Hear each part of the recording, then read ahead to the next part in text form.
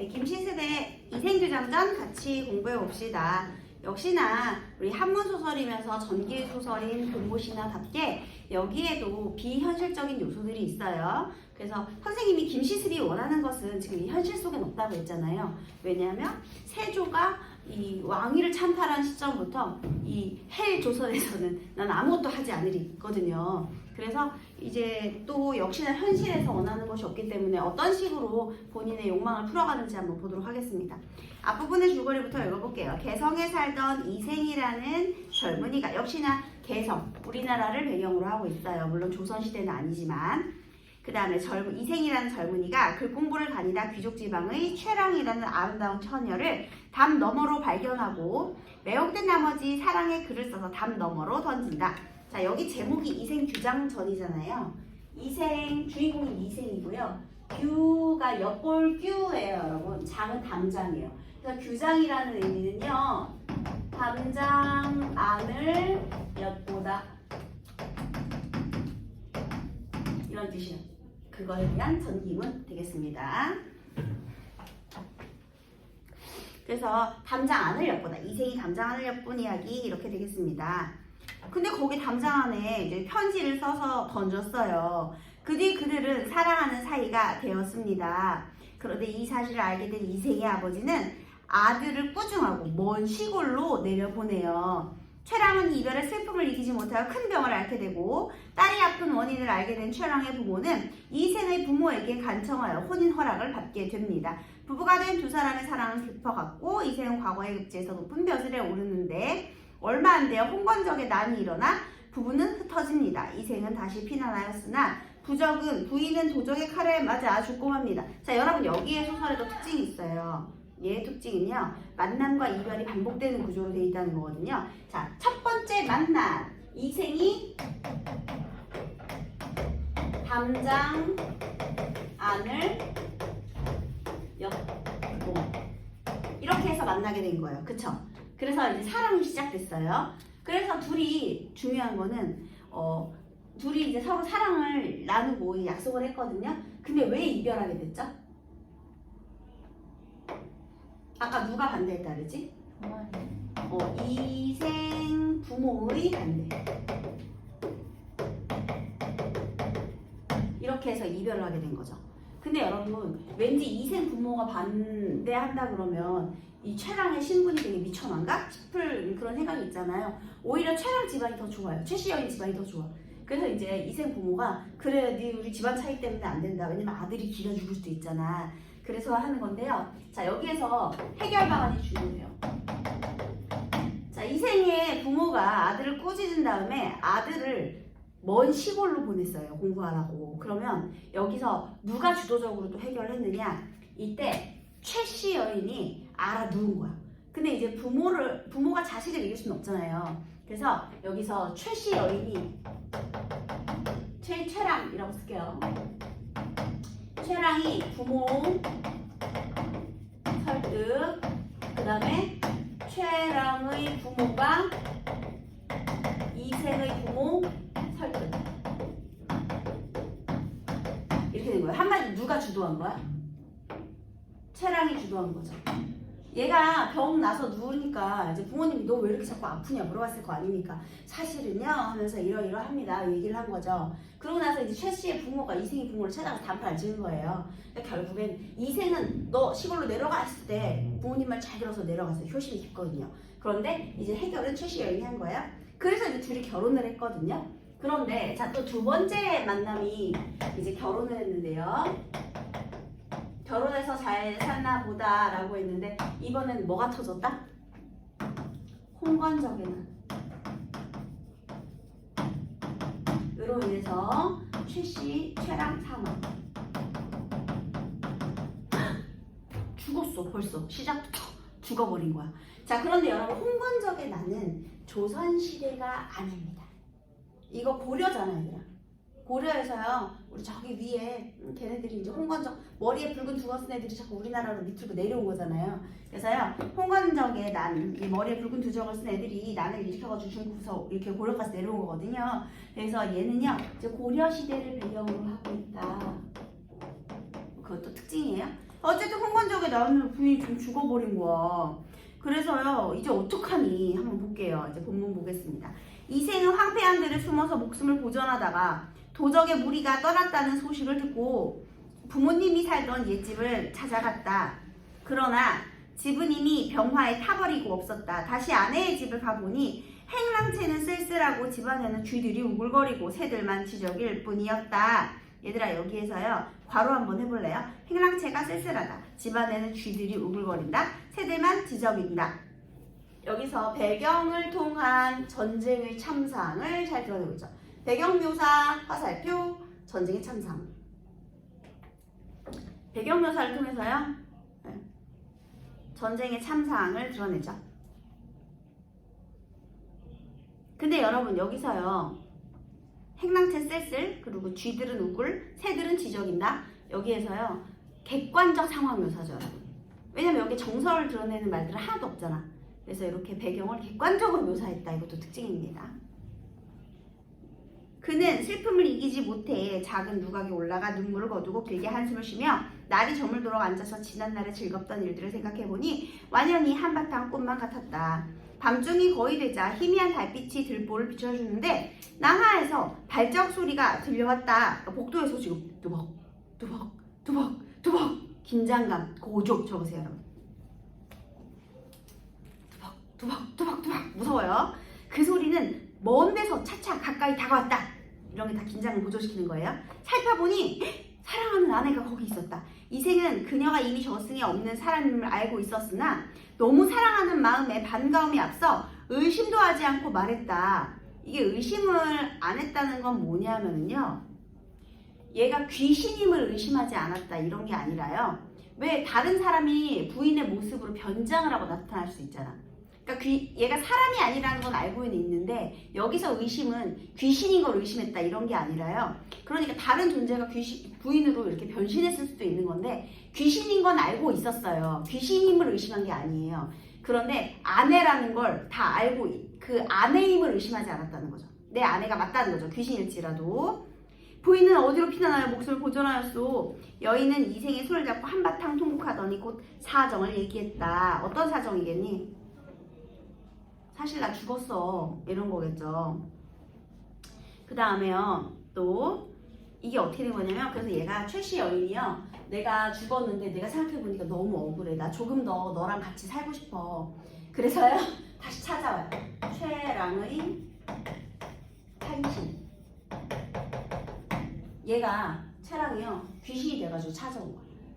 이런 나라도 좀 받아줄래? 한 거죠. 그래가지고 나 상관없다, 귀신이어도 상관없다 해가지고 둘이 또 좀 행복한 시간을 보내게 되는 겁니다. 그래서 여기 한번 볼까요? 여기에서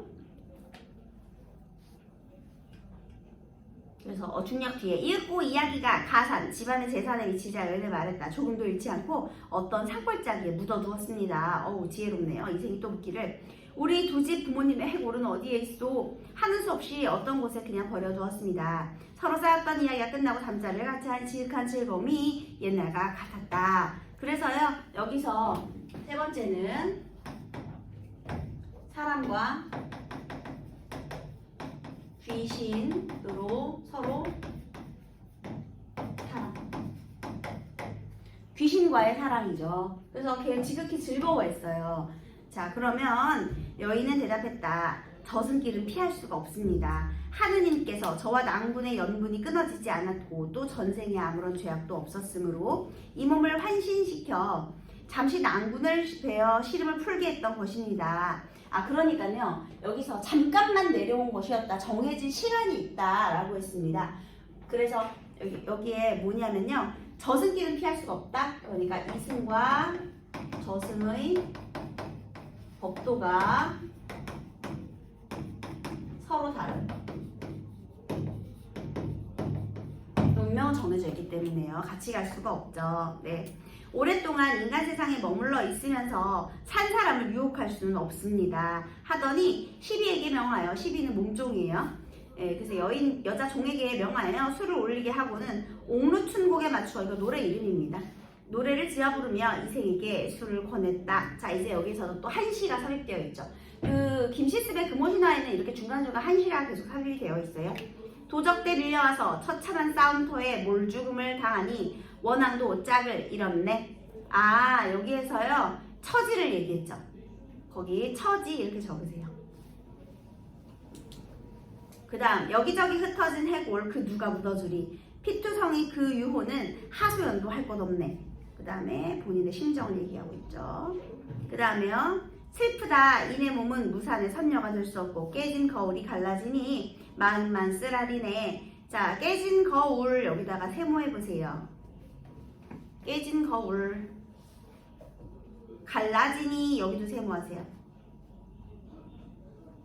얘들아, 깨진 거울은요 거울이 한번 깨졌었던 거죠. 그럼 이 중에서 깨진 거울은 어디에 지금 해당이 돼? 여기에 해당이 되겠지. 깨진 거울, 두 번째 이별에 해당이 되겠죠. 그래서 깨진 거울이라는 건요 최랑의 죽음으로 인한 이별 적으세요. 깨진 거울에다가만 최랑의 죽음으로 인한 이별, 최랑의 죽음으로 인한 이별. 근데 그 거울이 또 갈라지죠. 그러면 갈라지니 밑에는요 이승과 저승의 법도에 따른 이별 이렇게 적으세요. 이거 뭘 말하는지 알아야 돼. 깨진 거울은 최랑의 죽음으로 인한 이별. 그 다음에 그 거울이 또 갈라진다. 이승과 저승의 법도에 의한 이별. 그래서요 지금 아직 이별 안 했는데 이별할 것임을 암시하는 거죠. 그래서 전체적으로 이게 삽입시의 역할이요 이별을 암시하는 거예요. 슬프다. 이로부터 작별하면 둘이 모두 아득하네. 저승과 이승 사이 소식조차 막히리라. 이번이 이제 진짜 마지막이라는 거죠. 그래서요 여기는 해결을 못하고 그냥 이렇게 끝나는 거예요. 진짜 마지막이죠.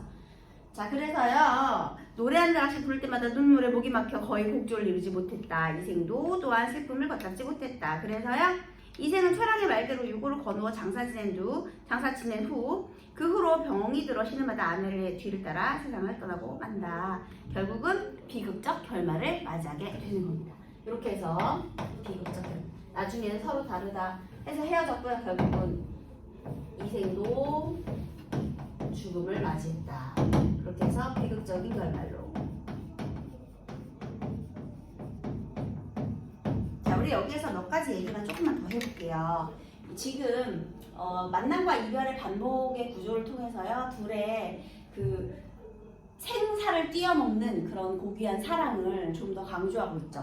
그래서 얘는요 주제가요 죽음, 생사를 초월한 남녀 간의 사랑이에요.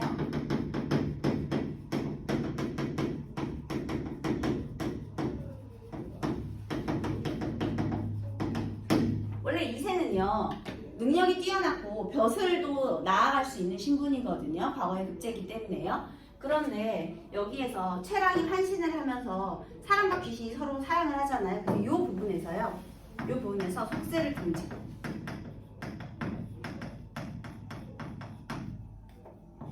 애정에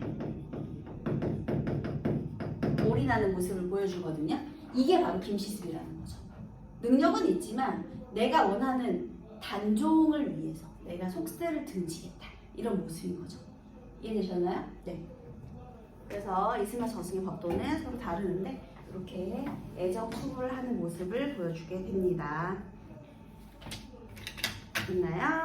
네. 자, 그렇다면 우리 문제의 답을 한번 맞춰보도록 하겠습니다. 이 작품에 대한 설명으로 적절하지 않은 것은 몇 번일까요?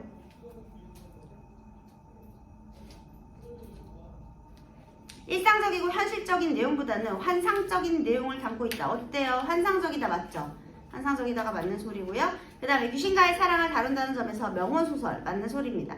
만남, 이별, 행복, 불행의 구조가 교차되면서 독자의 흥미를 끌고 있다. 맞아요. 요거. 그 다음에 인간의 힘으로 해결할 가능성이 없는 이별의 현실을 얘들아 여기서 인간의 힘으로 해결할 가능성이 있어요? 없어요?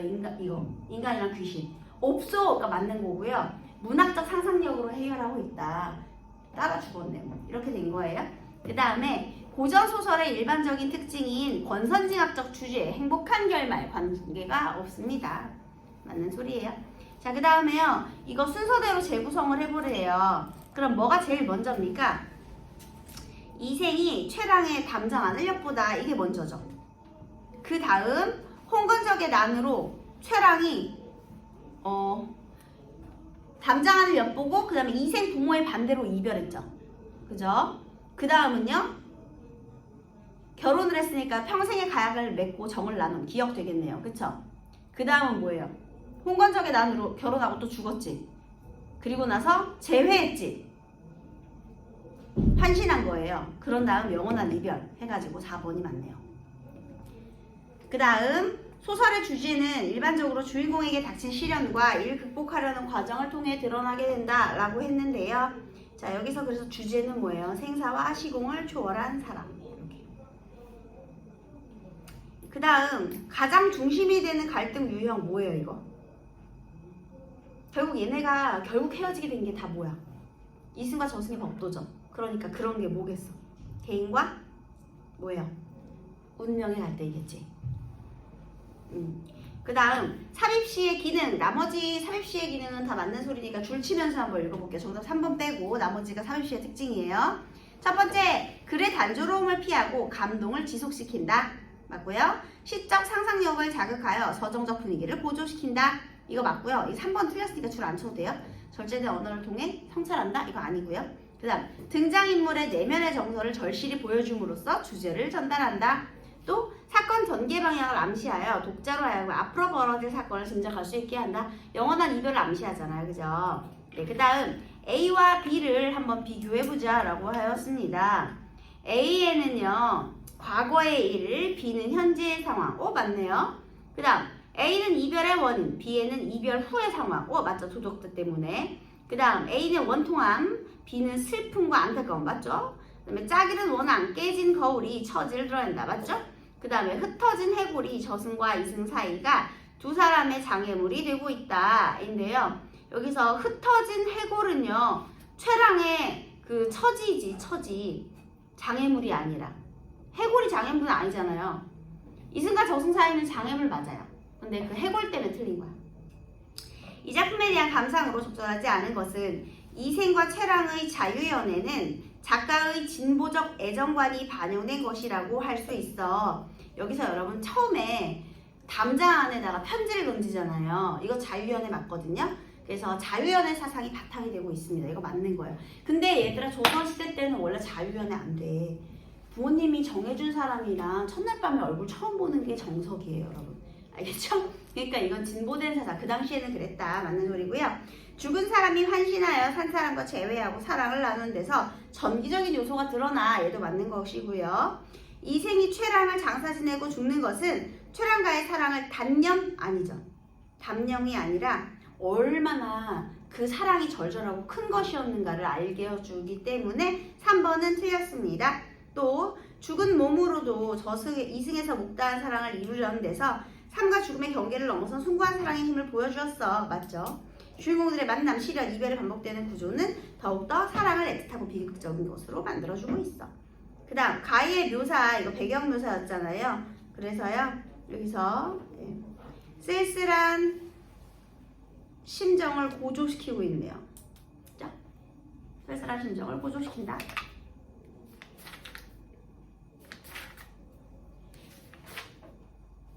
됐죠? 자, 그 다음에 여기에서 쭉 넘어가면 이제부터 조선 후기 작품이에요. 자, 조선 전기와 의학. 여러분들이 물론 다들 아시겠지만 조선 전기 문학과 조선 후기 문학은요. 산문이든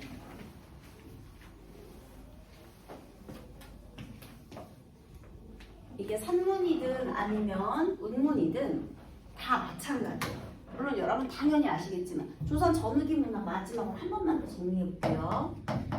조선 전기 문학과 조선 후기 문학. 자, 조선 전기와 후기를 가르는 기준이 뭐죠?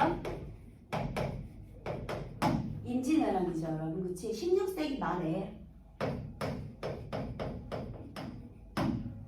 그래서 임진왜란이 일어났단 말이죠. 그래서 이 임진왜란을 기준으로 해서 많은 것들이 조선시대가 많은 것들이 변화를 하게 돼요. 일단은 조선 전기의 주된 문학의 향유 계층은 사대부와 기녀였어요. 얘가 이제 주된 계층이었어. 문학의 계층. 그런데 조선 후기로 가면은요 작가층을 확대. 작가층, 향유층의 계층이 확대가 되는 겁니다. 그래서 작자 이상의 작품들이 많이 나타나게 되죠. 작자 이상은 전부 작가가 평민이라는 뜻이에요, 여러분.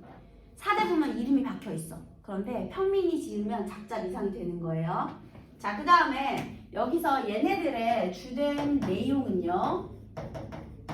주된 내용은 유교적인 충의라든지요. 현실과 격리된 자연 친화. 잘 생각해보면 여러분 조선 전기에 등장하는 문학작품 속에는요. 자연을 막 즐기고 자연을 풍류의 대상으로 그런 여기는 작품들이 많잖아요. 근데 꼭 속세와 단절되어 있죠. 근데 왜 그러느냐? 왜 이렇게 속세와 단절된 자연관들이 많이 등장하느냐? 이게 또 중요해요. 왜 중요하냐? 현실과 격리된 이유는요. 당시 사대부들이요. 우리 출처관, 그러니까 얘네들이 당파 싸움에서 지면 자연 친하고요. 그 다음에 당파 싸움에서 이기면 다시 정치를 해야 돼요. 그래서 요거는 어지러운 당쟁이 심한 정치 현실. 어지러운 정치 현실 속 반영. 왜냐하면 얘 두 개가 전혀 다르잖아요. 출은 나가는 거예요. 벼슬. 처는 은 거. 벼슬 할 땐 뭐해? 지조절개. 그 다음에 은거 할 땐 뭐해? 자연친화. 이해되셨죠? 그래서 사실 조선 전기 문학은요. 요게 보기로 자주 나와요. 당대의 이 시대의 상황에 따라 사대부들이 어떤 선택을 했는가. 그래서 얘를 보기로 제시하고 그거에 따라서 작품을 해석하는 그런 내용도 많아집니다. 자, 근데 이제 조선 후기로 가면은요. 지금 먹고 사는 것 자체가 문제야. 평민들은 이런 거 관심도 없어. 세력 다툼을 해서 이기는 쪽 어쨌든 간 지배계층이에요. 그치? 이게 사림이냐 홍구냐 동인이냐 서인이냐 노론이냐 소인이냐 이런 거 중요하지 않아. 얘네는 뭐가 중요해? 지금 당장 먹고 사는 게 힘들어요. 여러분 전란이 얼마나 인간의 삶을 피폐하게 만드는지 아시잖아요. 게다가 심지어 임진왜란 이후에 엄청난 가뭄, 대가뭄. 그래서 돌림병이 생겼죠. 전쟁으로 시체가 많으니까요. 그 다음에 우리 흉년이 들었단 말이에요. 그래서 먹고 살기가 너무너무 자연도 도와주지 않은 거예요. 그래서 먹고 살기가 너무 힘들었대요. 그러다 보니까 이렇게 밥그릇 싸움만 하고 있는 저런 지배계층들이 좋을 리가 없겠죠. 그래서요. 현실의 애환. 이 삶의 애환이 굉장히 현실과 가까이 있는 삶의 애환, 비애. 그래서 여러분 우리 창내고자 이내 가슴에 창내고자 이것도 창을 만들어서 시름을 내보내고 싶은 거죠. 그냥 노래를 만든 사람은 시름이 많기도 많았구나. 내가 만약에 이 노래를 불러서 시름을 풀릴 것 같으면 나도 불러보고 싶다 이런 내용도 하고요. 그래서 굉장히 현실적인 삶의 비애를 많이 드러냈고요. 그 다음에 또 하나는 우리 이 현실적인 애환은 삶의 비애일 수도 있고 아니면 또 애정 문제일 수도 있어요. 그 다음에 또 하나는 이 지배계층에 대한 비판의 목소리. 그런데 여러분 우리 평민들은요 울고 나자빠지고 끝이 아니고요. 해학과 풍자의 방법으로 우리 해학은요 연민의 웃음이고요. 풍자는 비웃음이거든요. 그래서 이렇게 모든 걸 좀 이렇게 긍정적으로 생각하려는 우리 민족의 낙관성이 반영된 표현 방법들이에요. 그래서 해학과 풍자를 이용해서 이런 다양한 내용들을 만들어내게 되고요. 그 다음에 이 성격을 따져보자 라고 한다면은요. 우리 조선 전기의 문학은 유교적인 충의, 자연 친화 이런 거 다 눈에 안 보여요. 관념적이고 유교적인 내용이 주된 내용의 성격이라면 우리 조선 후기로 오면은요. 보다 현실적이고 구체적이고 사실적이고 보다 현실적인 내용을 바탕으로 하고 있어요. 그 다음에 우리 형식상의 특징도요. 여기는 정형화, 정형성. 그러니까 예를 들면 시조는 딱 시조, 그 다음에 가사는 딱 가사. 그런 거 이제 정격 가사 아니면 평시조 이런 것들이었다면요. 여기에서는요 장형화되는 흐름이 나타나요. 장형화, 그래서 변격을 이루게 됩니다. 이게 무슨 소리냐면요, 너네 사설시조도 한번 봐봐. 그 사설시조도요, 시조, 평시조에서 중장이나 종장이 두 구 이상 길어졌죠. 그 다음에 가사는 원래 길기도 한데요, 훨씬 더 길어져요. 그러니까 조선 후기의 문학은 길어진다 그런 뜻이에요. 장형화된 게 조선 전기보다 내용이 더, 왜냐면 구체적으로 사실적으로 설명을 해야 되잖아. 그러니까 여기에 압축성의 특징이 있다면 여기는 그걸 보다 길게 풀어가지고 쭉 길게 하게 되는 성격이 있습니다. 그래서 이게 이제 조선 전후기 문학의 일반적인 특징이니까요. 우리 여기에서는 조선 전기 문학은 관념적이다, 조선 후기 문학은 사실적이다, 요 단어를 꼭 기억해 두시기 바라겠습니다. 알겠죠? 자, 그 다음에 여기 98페이지로 이제 넘어오세요. 98페이지에 정량용의 보리타작과 고시가 있는데, 고시는 이제 한시에 갈래요. 그래서 요 정약용 작품을 한번 보도록 하겠습니다.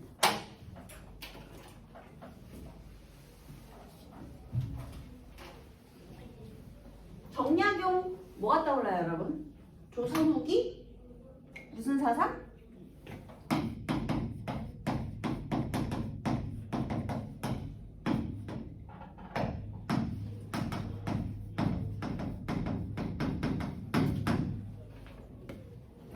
경세, 치용, 이용, 후생, 이런 거 들어갔죠? 조선 후기의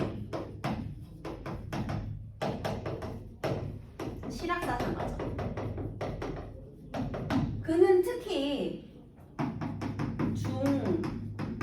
중농주의 실학사상을 추구하는데요. 그러니까 북학파하고 중농주의 사상, 경세치용 있잖아요, 여러분. 그게 무슨 소리냐? 북학파는요, 청나라의 발전된 문물을 통해서 우리나라의 부국강명을 이루자고요.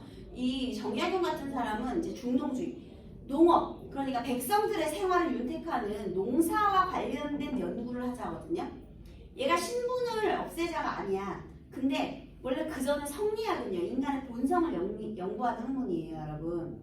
인간의 본성 연구, 눈에 안 보이지. 그래서 관념적인 거야, 성리학이. 그래서 인간이 군자가 되려면 내가 심신을 수양해야 된대. 근데 조선 후기에 지금 그게 문제야? 인간의 본성이 문제야, 먹고 사는 것 자체가 문제인데. 그래서 정약용이요, 우리 양반들일수록 더욱더 백성의 생활과 관련된 공부를 해야 된다라고 해서 왕따를 당해요. 그런 천박한 일을 우리가 왜 해? 이렇게 되는 거지. 그래서 정약용이 왕따를 당하게 되고요. 그 다음에 여기에 이제 보리타작, 탐액행이라는 뜻이 되거든요. 거기 여기 보리타작 옆에 한자 써 있잖아요.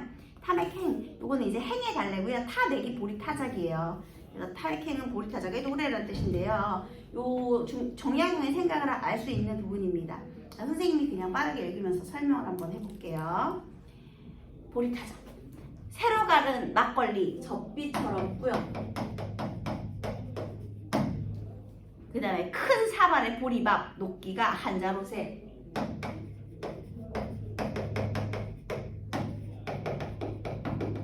한 잔 30cm거든요. 그런데요, 여러분, 보리밥을 뭐? 큰 사발에 뭐? 30cm? 이만큼? 진짜? 근데 옛날에 있잖아, 왜 우리 서양에서 선교사들이 많이 넘어왔잖아요. 근데 걔네들이 사진을 찍어가지고 보고서에 올린 그 흑백 사진 한 장이 굉장히 유명해졌어. 왜 유명하냐면요, 왜 세상에 이런 일이처럼 왜 있잖아, 카드라 통신 막 이런 거 있잖아요. 이해할 수 없는 조선인의 식습관, 이게 사진으로 찍힌 거야. 조선인들은 키가 작고 굉장히 말랐다. 근데 어마어마한 대식가이다 해가지고요, 밥 먹는 장면을 하는데 진짜 밥그릇이 그 냉면 사발 있죠, 거기다가 이만큼을 얹어서 먹어. 진짜 그 정도야. 물론 30cm까지는 아니겠는데, 왜 우리 밥을 고봉으로 담아야 된다라고 하잖아요. 이만큼 밥을 진짜 이만큼씩 먹어. 근데 그게 왜 그러냐면, 옛날에 우리가 탄수화물 말고 주된 에너지원이 없었잖아요. 그러니까 반찬이 여러 개가 있는 게 아니잖아. 우리 민가에서는 임금님이야 뭐 사내짐이 반찬이 많겠지만, 우리 평민들은 그냥 쌀의 에너지원에만 거기다가 의지를 하는 거야. 그래서 밥을 진짜 냉면 사발에다 이렇게 쌓아가지고요. 그 흑백 사진을 찍어가지고 거기 지네 나라 보고서에 올렸더라고요. 근데 밥이 진짜 이만해. 그리고 밥도 4번씩 먹었대 얘들아. 그러니까 쌀이 부족할 수밖에 없어. 그리고 또 옛날 쌀이랑 지금 쌀은 다르지. 옛날 쌀은 이렇게 좀 푸석푸석해. 그래서 지금 품종개량이 많이 돼서 이렇게 쫀득쫀득하고 조금만 불어도 배가 부르는데 옛날 밥은 그러지 않아. 날아가는 밥이에요. 속이 텅 비어있는 밥. 그래서 자 어쨌든 그렇게 많이 먹었었대요. 근데 여기서 막걸리하고 보리밥 얘들아 우리 뿌연 막걸리를 우리가 탁주라고 부르거든요. 탁주는 좋은 술이 아닙니다. 처음에 우리가 이제 발효주를 만들잖아요. 그러면 뿌연 것들이 가라앉고 위에 맑은 게 떠요. 그 맑은 게 청주고요. 청주는 비싼 술이에요. 그래서 우리 제사 지낼 때 청주 쓰잖아. 전통주거든요. 우리나라의 전통주. 그런데 그 전통주 중에서 청주, 좋은 술이기 때문에 청주를 쓰는 거예요. 근데 막걸리는 우리 일단 양반층이 즐기던 술은 아닙니다. 그러면 누가 주로 먹던 술이냐? 농민들이. 그 다음 보리밥도 쌀밥이 아니죠. 보리밥이죠. 그래서 지금 여기에 나온 이 단어들은요. 여기에 막걸리라든지 보리밥이라든지 지금 이런 것들은요. 농민의 생활과 관련된 시어예요. 구체적이죠. 그래서 요걸 통해서요. 이 농민의 삶이 사실적으로 형상화되어 있습니다. 봐봐. 사실적이라니까. 조선 후기잖아. 관념적이 아니라 사실적이죠. 그 다음에 밥 다 먹으니까요. 보리깨를 잡고 마당에 나서네. 도리깨 얘도 농기구거든요 여러분. 그러니까 농민의 생활과 관련된 어휘가 되겠죠. 시어들. 자, 그 다음에 검게 탄 두 어깨 햇빛바다 반짝이네. 검게 탄 두 어깨가 반짝. 우리 보리타작에서 가장 많이 등장하는 오답 중에 하나가요. 선지 중에 하나가 고된 노동으로 인한 괴로움. 아닙니다. 여기서 검게 탄 두 어깨가 햇빛바다 번쩍인다라고 했잖아요. 그러면 얘네들이 밥 먹고 지금 마당에 나갔는데 여기서 마당에서 농민들이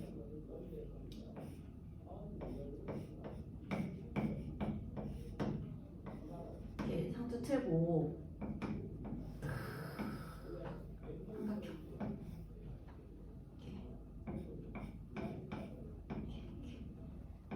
배왕창 어깨도 너무 심한가? 얘들아 여기 울룩울룩 너무 심한가? 이렇게 지금 어깨 이렇게 지금 건강한 거. 여기서 검게탄 두 어깨가 뭐냐면 백면서생이 대비되는 표현이에요. 얘들아 백면서생이 뭐야? 백면 얼굴이 하얀 서생. 한마디로 전 연애를 글로 배웠습니다. 이런 애들 있잖아. 옛날에 성리학자들이 인간의 본성을 연구하는데 내가 관직에 나아가려면 과거 시험 딱 하나거든요. 조선시대 때는 관직에 나아가면서 진출하는 수단이 과거 시험 하나야. 전국단인데 그거 시험 하나. 거기서 통과해야 돼. 그래서 여러분 계속 공부하잖아. 나이 제한도 없어. 계속 공부해야 돼. 막 늙은 사람들도 계속 많단 말이에요. 그러니까 방구석에 틀어박혀서 계속 공부만 하는 거야. 현실 감각이 없죠. 그런 애들을 백면서생이라고 하는 거예요. 방구석에 틀어박혀서 공부만 해서 현실 감각이 없는 사람을 비꼬는 말이거든요. 백면서생이요. 그러니까 관념적인 성리학자들 말고 이렇게 실생활에서 직접 몸을 쓰면서 움직이는 사람이라는 긍정적인 의미를 담고 있어요. 그래서요 여기서요 이 검게 탄 두 어깨가 바로 노동의 흔적을 말하는 거고요. 이것은 굉장히 건강한 농민들의 건강한 삶을 드러내는 겁니다.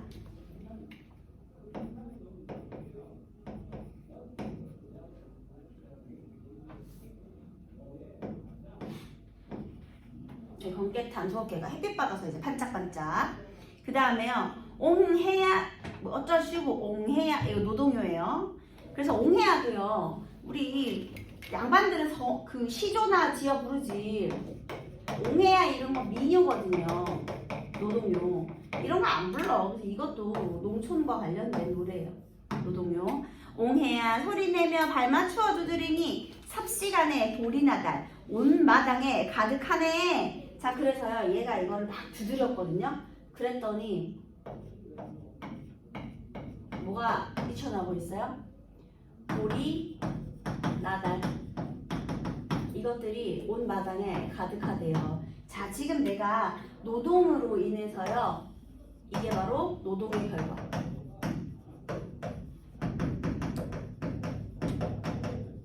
건강한 노동으로 결과물도 있죠. 자, 그런데 백면서생들은 어때요? 생각만 하고 결론이 없지.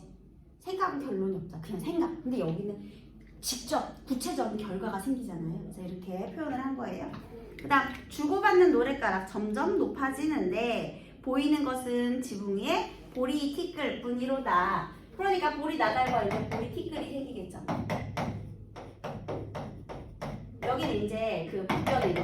보리 티끌 보리를 벗겨야 되니까. 그래서 이렇게 보리 나달들이 떨어지고 있는 그런 장면이 되겠습니다. 자, 여기까지는요 이 화자가요 본 거죠. 이 농민들이 마당에서요 우리 집 마당에서 이렇게 보리타작하는 모습을 지금 본 거야. 본 거. 우리 정약용이요.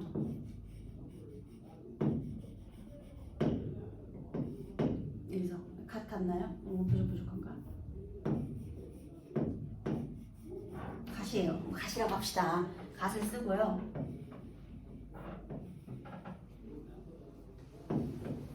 갓을 쓰고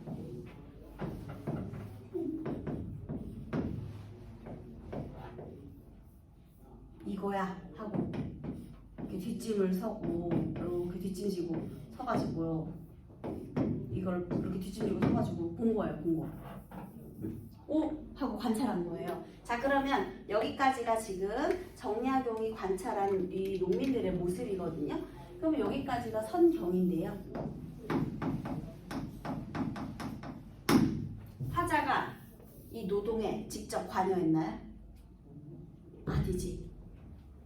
농민의 이 사실적인 모습을 관찰한 거예요.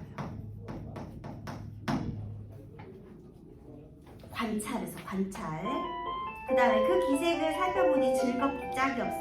자, 그러면 이 노동 건강한 게 즐겁다라고 말을 했고요. 마음에 노예되지 않았다. 자, 그래서 여기서 관찰한 후에 본인의 깨달음을 전달해요. 그 깨달음이 바로 후정 깨달음이 되고요. 아, 몸이 마음의 노예가 되지 않았다. 그럼 마음과 몸이 조화를 이루는 삶. 왜냐면 그동안에 얘가 양반들은 생각만 했잖아. 마음만 없었죠. 몸은 안 움직이고. 근데 농민들의 삶을 보니까 이렇게 심신이 전부 조화를 이루었대요. 그래서 이러한 삶이 즐겁고 건강한 삶이다. 몸과 마음, 육체와 정신의 조화가 중요한 것이다. 이걸 깨달았다는 거죠. 그래서 낙원이 있는 게 먼 곳에 있는 게 아닌데 무엇하라 벼슬길에 헤매고 있을 것인가. 그래서 여기서 낙원과 벼슬길, 낙원과 벼슬길. 이 낙원은 어떤 거예요? 몸과 마음이 조화를 이루는 삶의 태도겠죠. 건강한 삶. 그럼 벼슬길은 뭐예요? 명분에 집착하는 삶. 그래서 내가 그동안 헛된 명분만 쫓고 있었구나.